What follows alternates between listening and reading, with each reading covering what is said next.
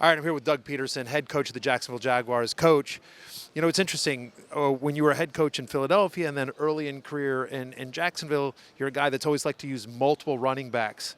But last year, Travis Etienne, 325 touches, third most in the NFL. Is that something we can continue to expect? Was that a result of just he was getting it done or the only guy you had?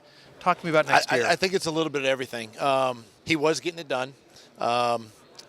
Dearness Johnson got hurt a little bit in there, and then Tank was a rookie and learning and coming on, who we really like Tank, and he'll have a bigger impact this year for us.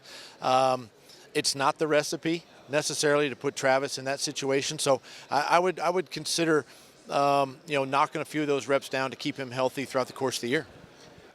Question for you in terms of your passing offense here. Trevor had some ups, some downs. How do you evaluate Trevor's season last year? I think he had a good season, not a great season. Obviously the number one concern for us is the turnovers, right? We got to make sure that we correct that and make sure that he takes care of the football.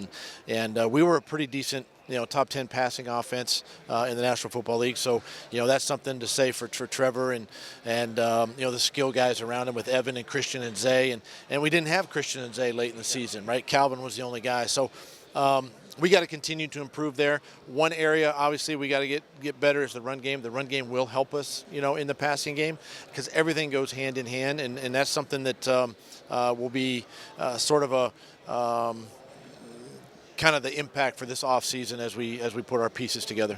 You mentioned Zay and Christian specifically in terms of you didn't have them. Zay was in and out of the lineup quite a bit last year, and it felt like, when Zay was out, you'd move Christian outside some, and sometimes you'd obviously try to use him in the slot.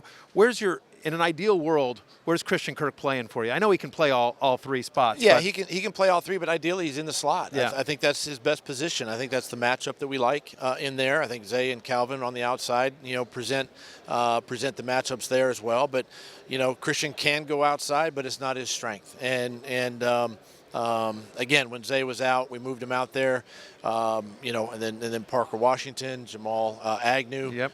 Had impacts in our season. So, the goal is to keep everybody healthy and keep them in the right spots, and then continue to improve the bottom part of your roster. I know you have to deal with all the contracts and everything. Is the hope that Calvin's back next year? We would like to, we're early in the process right now, and would love to get him back, and he was such a dynamic guy for us, and so we're working, to try to make that possible.